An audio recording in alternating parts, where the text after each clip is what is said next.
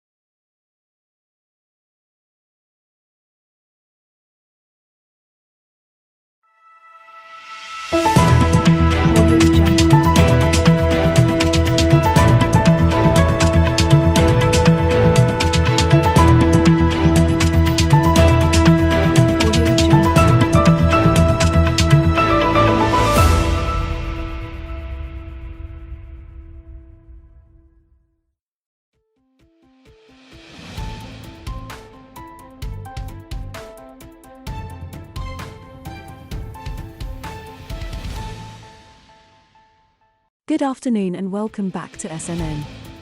Breaking story today on the hour. New York Attorney General Letitia James on Tuesday sued Citibank for allegedly failing to protect and reimburse victims of electronic fraud. The suit claims that Citi does not have strong protections in place to prevent unauthorized account takeovers, misleads victims of fraud and illegally denies reimbursements, according to a release. The Attorney General's office said the alleged failure on Citi's part has cost New York account holders millions of dollars, and in some cases, their entire life savings. Banks are supposed to be the safest place to keep money, yet Citi's negligence has allowed scammers to steal millions of dollars from hardworking people, James said in a statement. Many New Yorkers rely on online banking to pay bills or save for big milestones, and if a bank cannot secure its customers' accounts, they are failing in their most basic duty. Citigroup, the parent company of Citibank, has struggled with risk management and controls in the past. Former executives have said the bank, the product of decades of mergers that created a patchwork of technology systems, underinvested in its infrastructure. That was evident when Citigroup accidentally sent almost $900 million to Revlon's lenders in 2020. Later that year, banking regulators fined Citigroup $400 million and ordered the firm to improve its risk management systems. Since taking over in 2021, CEO Jane Fraser has pushed to improve the bank's technology and appease regulators. The New York lawsuit includes specific people who had thousands of dollars stolen from their accounts and said the bank did not reimburse them. In a statement, Citi said the bank works extremely hard to prevent threats and assist customers who become victims of fraud.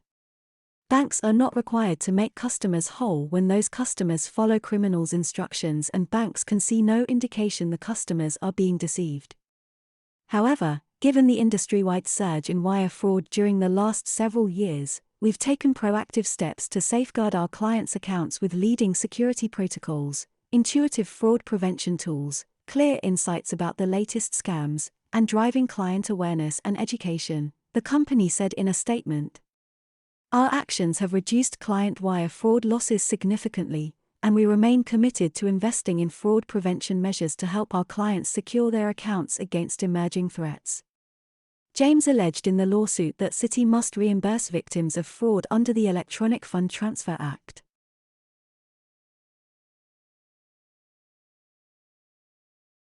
More news on the hour. Carnival announced on Tuesday that it would reroute cruise itineraries for a dozen ships scheduled to transit the Red Sea as tensions rise in the Middle East. Given recent developments and in close consultation with global security experts and government authorities, the company has made the decision to reroute itineraries for 12 ships across 7 brands, which were scheduled to transit the Red Sea through May 2024, the cruise line said in a press release.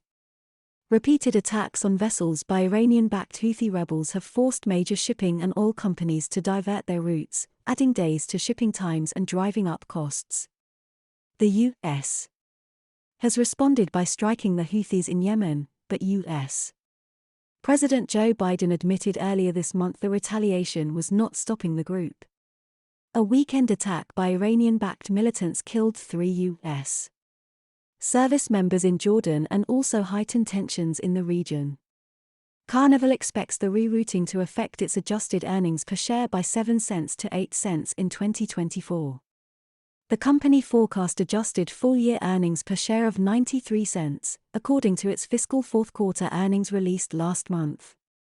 The cruise liner is expected to release its fiscal 2024 first-quarter earnings in March.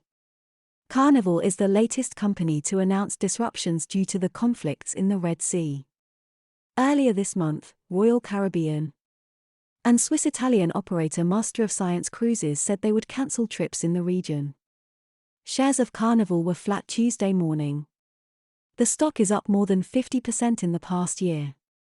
While bookings have rebounded from the COVID-19 pandemic, the stock is almost 70% off its pre-pandemic high.